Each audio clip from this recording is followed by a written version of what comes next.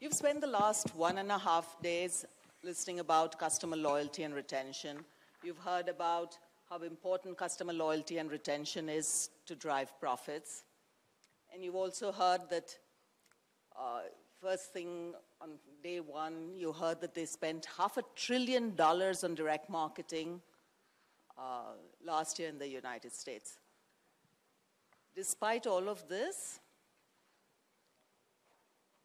there are issues with customer loyalty and retention. So what we thought, there's this panel over here of eminent direct marketers and marketers, and let's ask them some questions on issues with customer loyalty. So let me first introduce the panel to you. We have Sandeep Tarkas.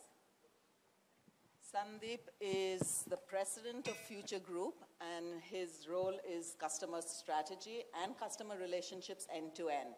He manages millions and millions of customers for the Future Group, and to keep his sanity, I think he sings.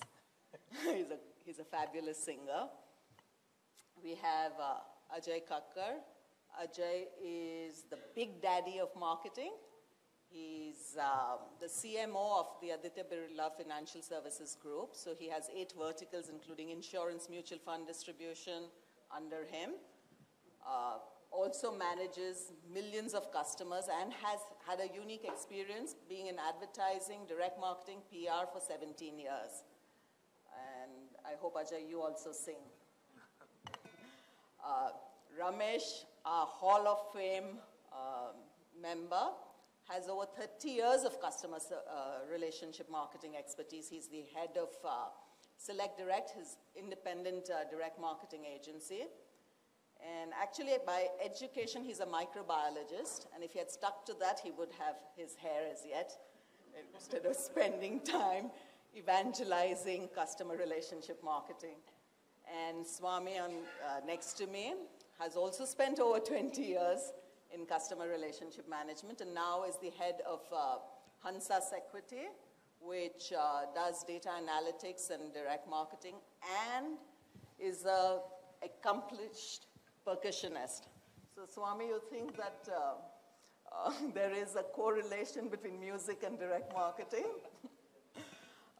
I'm Rakshan Patel. I head MNC Saatchi, and I also have 20 years of experience, and I don't sing, I don't dance. And you have hair. And I have hair.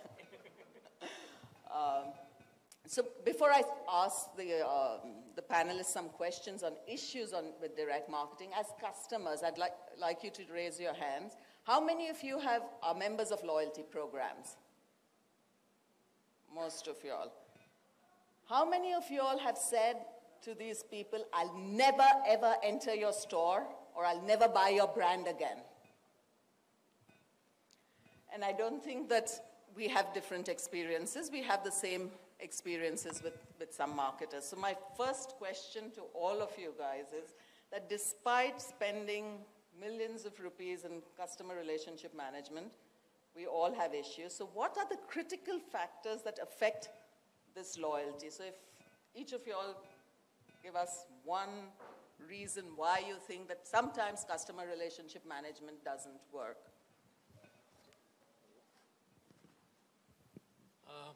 Rakshan, you're right in saying that we at Aditya Birla Financial Services Group represent about 6 million customers. But if today I was to go in front of any of our CEOs or our shareholders, what would be the next question? Where are the next million coming from? And if you get the next million, the question will remain, where is the next million going to come from? I can attribute 2 reasons to your question. One could be a certain short-sightedness. And I quote from a Hindi movie, if any of you are Hindi movie buffs? Okay, there was a movie called Sarkar in which Abhishek Bachchan says, "Tumko nazdeek ka fayda to nazar aa raha hai, dur ka nuksan nahi nazar aa raha." And I think a lot of us marketers suffer from that short-sightedness. We know that 5.5 million and 6 million are good, but we want the 7th million. We are not seeing the power of these 5.5 million to give us more business. So it's very similar to a bucket with a hole. Every day we want to fill the bucket with water, but we are not plugging the holes. and therefore these customers are going away at possibly the same rate that they are coming. And the second point is possibly lack of awareness. So this short-sightedness may be because of lack of awareness, and we are yet in India at least living in the 30-second syndrome. TVC is all we can think of, acquisition we can think of, maybe we don't go beyond that, so that's why. I think the way we see it is that the most loyalty programs in India are designed to actually create disloyalty. They're not really designed to create loyalty because they'll be transactional in nature. What a loyalty program tells you that you buy X amount from me and I'll give you X number of points and stuff like that. And beyond that, so then you're always comparing, saying that this guy is giving me so many points and that guy is giving me so many points. So where do I go? And we really believe that there is, if companies are not careful, very often, we took almost 10 years to launch our first serious loyalty program across the group for the same reason, because we didn't want to get into something which just basically adds to the cost side and doesn't really give you any incremental benefits. And that's what a lot of people in our industry end up seeing, that you launch a loyalty program with a lot of fanfare, it adds 2, 3, 4% to your cost, and that's where it remains. The benefits are still invisible, because a lot of us don't, once the data starts pouring in, we're not prepared. It's not a part of the strategy. You're launching a loyalty program more as a tactic. And if it is not a part of strategy, very often when the data comes in, you're not ready for the deluge. You don't really spend enough time looking at it or getting, so it remains. Then you keep on doing superficial analysis like, RFM and the usual standard matrix, don't really dive any deeper. And that's where it remains. So I think that's, to my mind, one of the biggest problems that is being faced by all the loyalty programs that we have. What I've seen really is that when we really talk to clients, many a times customer retention is still lying at their marketing department level. It's not at an enterprise level. And proper metrics of actually saying, for example, Sandeep just said that, when the data deluge happens using your loyalty program, are the proper metrics which is there? And are you kind of measuring even before you launch your program? I don't see many clients actually having the right metrics to say, how do I really define retention? What do I mean by customer churn? For example, I've not seen people saying that, in my business, is customer churn not coming for the second time? Is customer churn not coming for the second visit? Or is customer churn actually not actually recharging my, card for, say, 20 days? What's the definition of churn? What's the definition of actually retention is actually not defined. And therefore, the program gets launched, the metrics are not measured, and therefore, you kind of tend to say, where is my next million? I think that's really the problem that I see.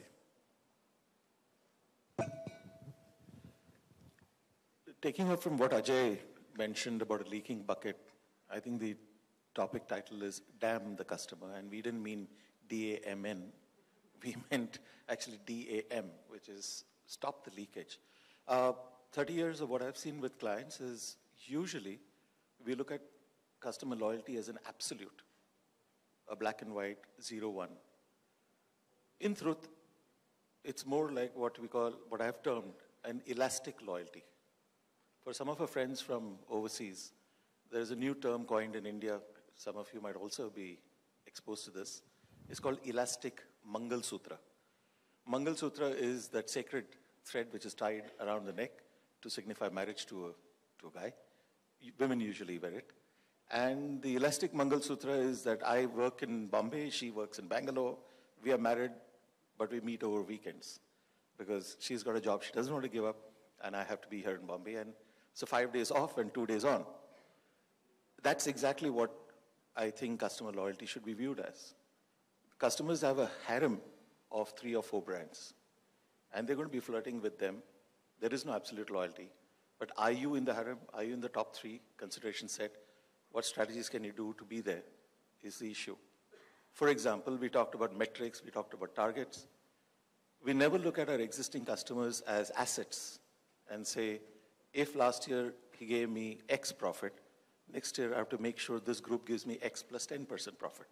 When people start doing that, retention should be more possible. So taking off from what you said, Ajay, first, you said it's not driven top-down. My question is that in today's day and age with, two questions actually I'm going to ask you. In today's day and age where quarterly targets is all that's important, that if you don't achieve your quarterly targets of acquisition, you may just lose your job. So customer retention and spends on relationship marketing are always cut. How do you manage that in your organization? And second is that you do everything that's right for the customer, attend to his complaints, ensure great service, build this relationship, but you deal with agents, you deal with outside call centers, and there could be some screw-ups when you're dealing with outsiders. And when that customer faces this kind of, with your brand, that it's not the same experience, how do you ensure customer loyalty when you're dealing with outsiders? So let's look at the insider and outsider. From the insider perspective, I think you have to, as an industry, we have to get a buy-in at the top. If we do not get a buy-in at the top, it's not going to work. And talking about it is not going to help. So I think you have to start with a pilot. You have to make the business taste success. Unless they taste success and find that with less of a pressure, I can get more juice, this is not going to happen. So it will remain a pipe dream. As far as the external world is concerned, I'd like us all to just think of ourselves as customers and do unto others as you'd like to do unto yourself. You do not want to be part of a rewards program where you're again a commodity. Here you get 5 points, there you get 4 points, 7 points. I think it's all about how you treat a customer. It's not about rewards, but it's also about recognition. And if you can create a special bond with your customer where you recognize him and give him the respect that he expects or deserves, he is likely to stay with you for more emotional reason than rational. Sandeep, two questions to you too. One is that you run a loyalty program and lots of us are members of these loyalty programs, but there is a sameness in these loyalty programs. What you get is a card, you'll get a happy birthday card, you'll get a movie ticket, you may get pre-sales notice, and everyone's doing the same thing. So where is the engagement? Where are these unique experiences? Where is this relationship that you're building? How do you differentiate your program from those of your competitors and from competing industries? Yeah, so let me first talk about what ideally we would like to do, and then I'll talk about the difficulties in doing that. When I earlier said that loyalty programs are designed to create disloyalty, I think what would really work if I'm able to surprise a customer. So for example, in a retail scenario, if a customer comes to the counter, the person behind the counter sees that this is a platinum customer, she's very important, and just looks at her and says that, ma'am, I have some extra capacity today, so if you want, I can just deliver this at home for you. So if you want to, spend your time in the mall, you can do that. I'll get this home delivered. Now that is something that will really create customer delight of a very different order, and it can be far greater than 3x, 5x, 10x points that you give to the customer. The difficulty in doing that is, of course, that finally the person who has to implement is earning 6,500 rupees, so there is only X amount of intelligence that you'll expect from that resource. But we have tried this as a as a program. We have in our cases, we have tried this with some of our top customers, and it works a lot of times. Only thing is, what is exciting today becomes expected tomorrow. So, Swami, the analytics champion. See, I think just to answer your question on the sameness, okay. See, when we really look at data analytics, I think one of the things that we constantly talk to clients is that actually use the left brain and the right brain for analytics. I think that's a very, very important tenet that you should kind of have. For example, when you're talking about sameness, the retail scenario that Sandeep was talking, or the fact that it is to be driven from the top, the juice that you need to get, which Ajay was talking about. So we had this client where he's a retailer, and this lady who keeps shopping with the same retail store. When we saw the data, we actually saw that she actually did not know how much she was saving with every visit of hers, because everywhere, to every store that you go, all products or all brands are less than MRP. So I really do not know what I've saved out of this shopping visit. So what we did was we actually crunched the data, and every time the visit happened, an SMS goes out to the customer saying that this is what you saved in this visit. And suddenly you are actually using analytics and you're actually giving a benefit, saying that not only are you gaining points, but you're also actually saving, and therefore the ability to kind of use data and actually bring the benefit visibly to the customer is very critical for retention. I think many a times, if you're in the background, customers don't see it, and that I think is extremely critical. I also think that besides customers seeing data, CMOs, CEOs should see data. In my 23 years, I've never been asked this question saying, okay, so how many customers were retained because of this? Do you get questions like, what's the worth of this customer? What's my additional revenue that I got because of these customers? Or it's only the acquisition targets that they ask for? Frankly, I actually have a handful of customers who ask this question. It actually is never driven from the top. And I can have one case of a CEO actually asking questions on weekly meetings, saying, tell me what's your cross-sell for the branch? What's your cross-sell for the store? Tell me this week, how many of my past customers walked into my retail store? How does it compare with the region's benchmarks? I think if it is not driven from the top with strategic intent, I don't think customer retention will become a culture in the organization. I think that's extremely critical. So as marketers, I think you should ask your agency and your analytics team to check these figures with customer retention, cross-selling, loyalty.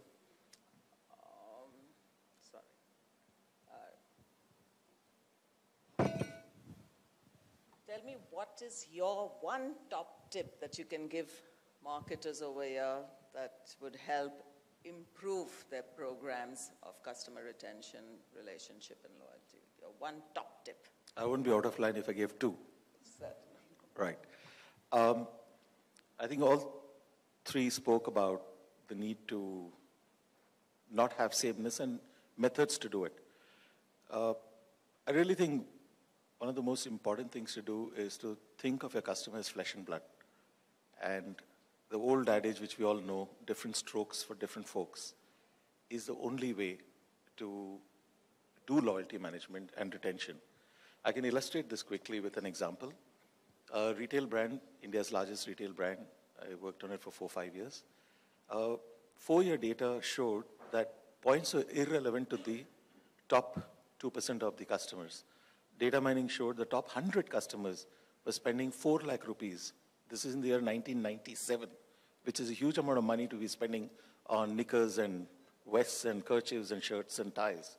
It's a very, very large sum of money to be spending. So the hypothesis was, what's happening here? We came to the conclusion, either he's got a very large family, 2-3 families hidden, or he's buying it as corporate gifts. Whatever the case, points were not making any sense to them. They were not even collecting or redeeming the points.